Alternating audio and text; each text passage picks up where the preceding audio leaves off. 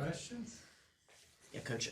We talked to Tyrese a little bit about his relationship with Elise, and I know we've talked previously about him working hard to get to where he is academically. How much did that relationship did you see that meant to him, and the kind of turnaround he's been able to make on that side of his life? It's remarkable. Uh,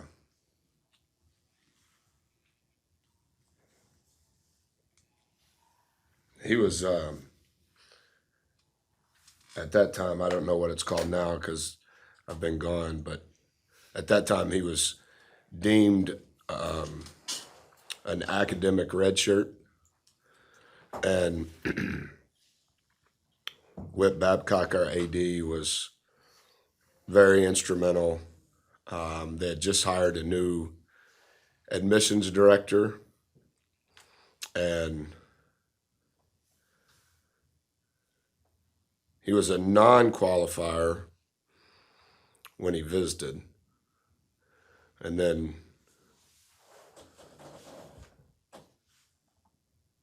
retook the test, retook English 4 in order to become an academic redshirt.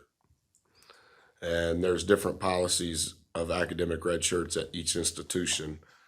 But in essence, without belaboring the point, he was on a track that was held to a higher standard than even the typical freshman student athlete. Academic redshirt meant that he couldn't play, but he could practice. And the relationship that Boots has with Elise, she's been to, I think she's been to 6 or 7 games, even since we've been here, since Boots has been here. Yeah, just I don't want to take away from the work that Boots did because he had an enormous amount of work just to acquire the skills to be competitive academically.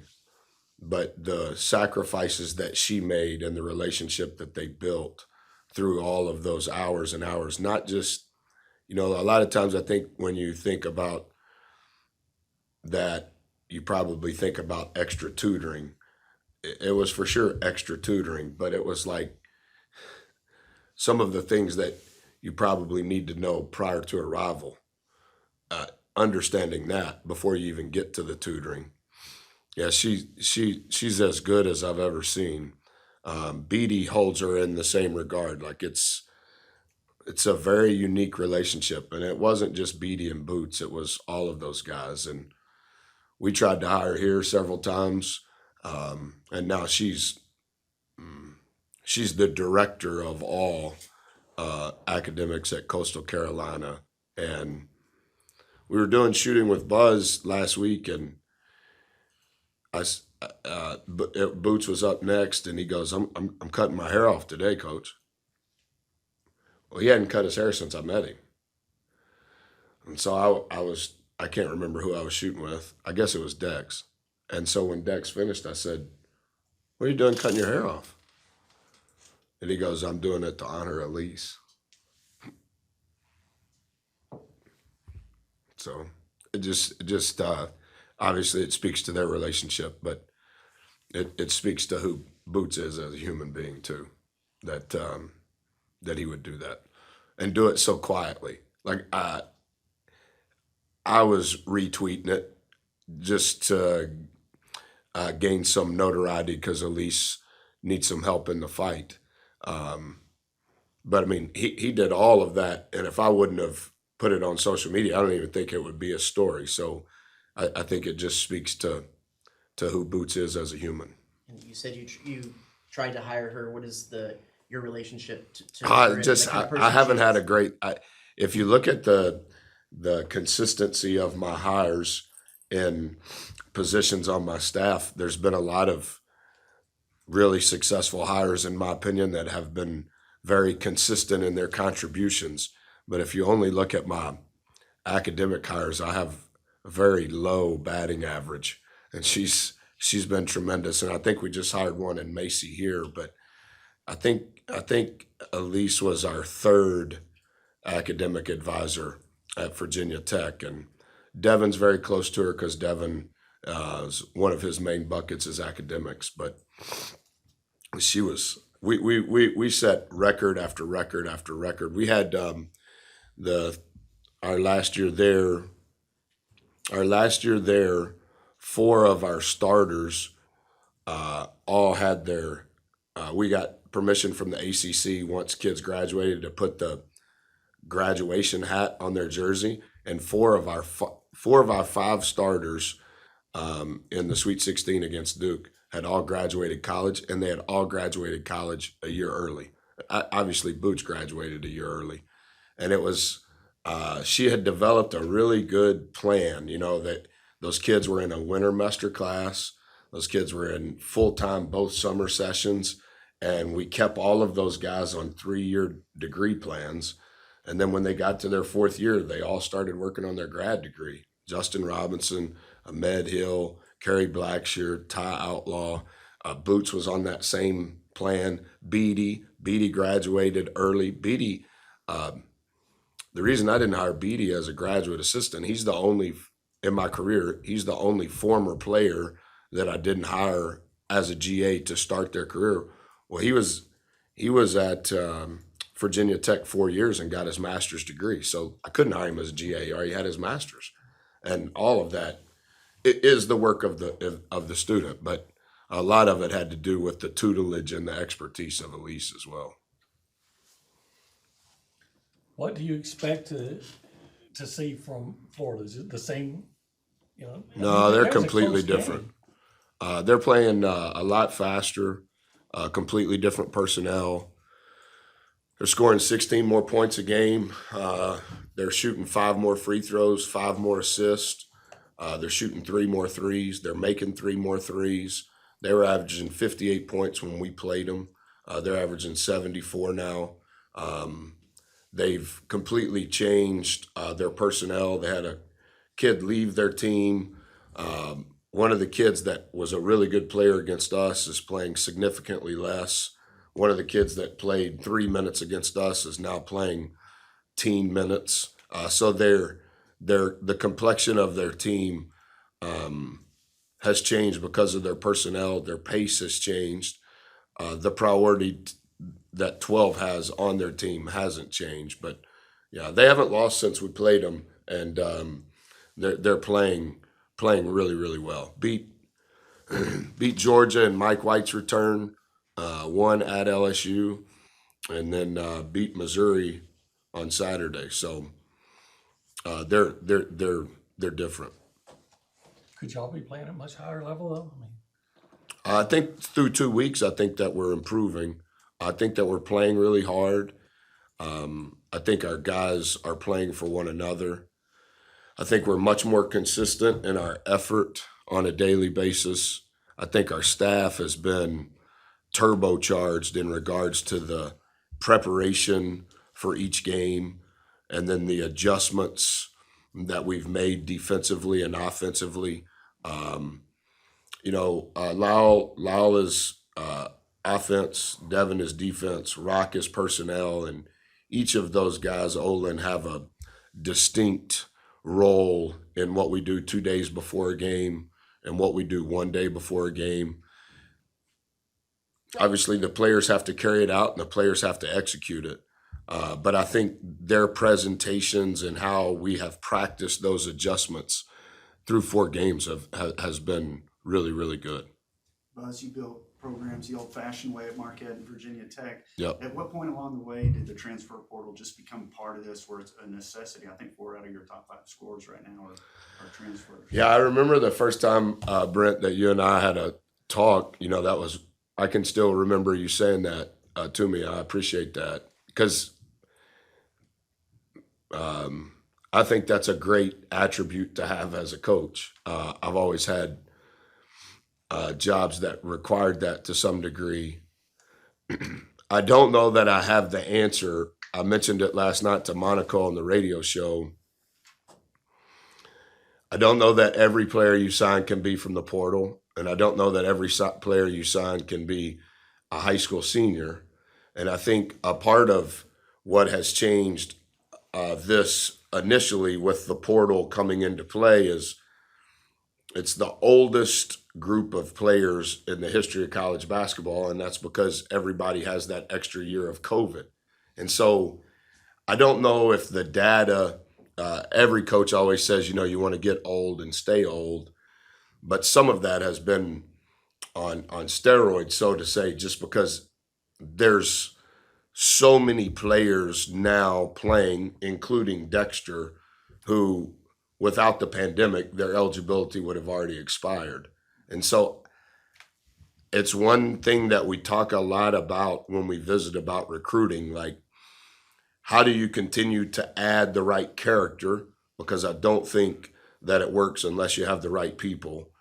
And then how can you properly diagnose what is it that you need immediately versus what is it that you need maybe that can grow from within. Like signing Bryce Lindsey, I think was really important for us because I think Four has established himself in the start of his fourth semester as a really good ball guard. We need another one, but we don't necessarily need one with experience because there's not that much playing time to give. But we need one that can grow from within, and I think Bryce can do that. When you talk about some of the guys that we signed, Andy, Jew, Dex, specifically those three guys brought us experience, they brought us character, they brought us maturity, they brought us work ethic. But I thought one of the things that we were worst at last year was on the glass. Well, the presence that those three guys have for us on the defensive glass and offensive glass through the first four conference games, that's been a swing vote, and it's really helped us. But Solo was player of the year in Louisiana, and he may be a better rebounding prospect than all three of them. He's just not there yet because he doesn't have the experience. So it's how do you balance putting together a team that gives you your best chance while also building a program? And I don't know what the answer is because I've always viewed it as how do you build a program? And I think now because of the volatility of everything, how do you put together the best team you can have while hoping that you're also building the best program? I realize it's hypothetical because you got to play Florida tomorrow night. In the perfect world, would you prefer not to play the same team twice in 2 weeks? I mentioned that last night. Like, I understand TV and the scheduling quirks and the math that comes behind the mirror opponents. It is fast. There's only 3 games of data since we played them.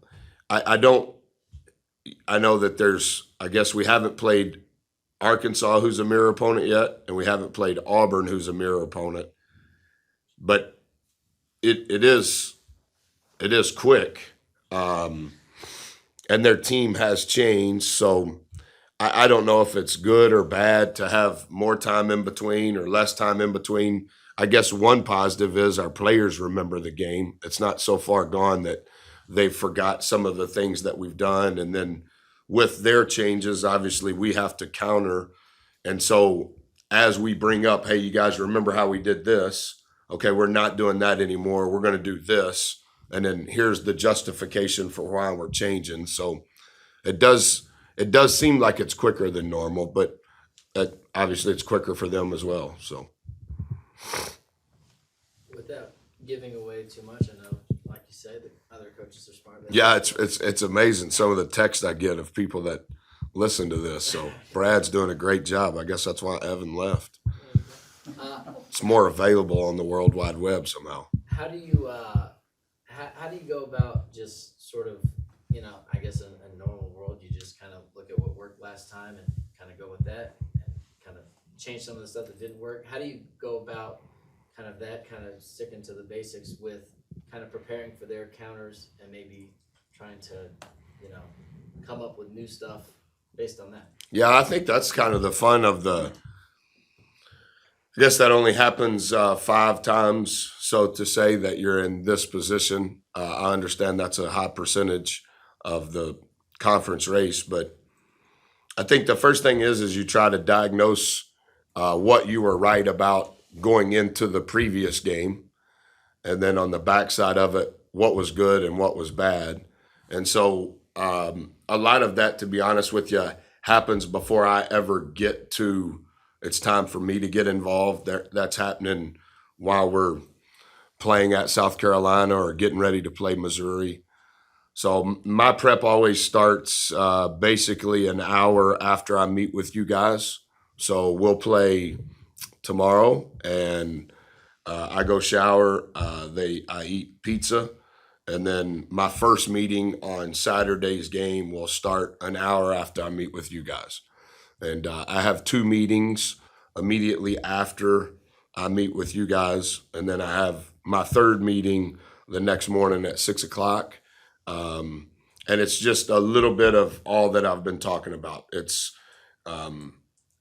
better understanding what happened the last time. And then the next one is, what did we do the last time? Can you remind me? And what translates from the last game? And then the 3rd meeting is just to kind of get me up to date is probably more accurate. The 3rd meeting is, this is what they've been doing since the last time we played them. And so I met with Devin, whenever that was, Sunday morning, I guess, in preparation for, or Monday morning, in preparation for this is what they've done since the last time. And then you just try to diagnose, like, here's everything they've done in the 3 games. And then here's what they did against us. And here's the difference. And then you have to begin to make decisions on, this is what they're doing new, and how do you want to do it? And this is what they did against us, and this is what we did. Do you want to keep it or do you want to change it? Run up against film time, is there anything burning? I was gonna ask, just how impressed are you with your team's rebounding ability? It seems like that's just kind of what's suffocating teams, Mizzou and then South Carolina. Personally, I think that's been the difference. I think that they're playing with great effort. I think our staff has been spot on in how we've went about the metrics of grading it, the clips that we show to teach from, the clips that we show, this is good, this is bad. I think our guys have not only understood it, but begun to thrive in it. And not just on the offensive glass, but on the defensive glass. And I think just now, I think that because of the success we've had, and I don't want to go into too many numbers, but they're beginning to understand that it's helping us in other ways. Like if you look just at our offense, and if you look just at our defense and you look at the numbers, you're like, wow, that's pretty good. You're 2nd in offense, you're 4th in defense. But then if you look at the offensive rebound numbers and the defensive numbers, I think our smart guys are beginning to understand that our rebounding numbers are what are helping our overall numbers. And mathematically, if you think about it, if you don't have a turnover and you don't foul, whether you're on offense or defense, if you don't have a turnover and you don't foul, whether you're on offense or defense, somebody's going to shoot. And they're going to miss more than they're going to make. So what happens the most in a game, whether you're on offense or defense, if you don't turn it over and you don't foul, what happens the most is rebounding. And I think they've begun to have an identity that we want to be good at that. And they're now to the point as we start week 3, now they're starting to figure out like, oh, if we do this good, it actually helps us in a different way, kind of. So hopefully we can keep that going, because I think that that's been, if they're other than our effort and the togetherness we're playing with, I think statistically, getting fouled and being number 1 in the country in that is a big part, but our being first in offensive rebounding and defensive rebounding in the SEC is really good. All right, that's a wrap. Thanks, everybody. Thank you.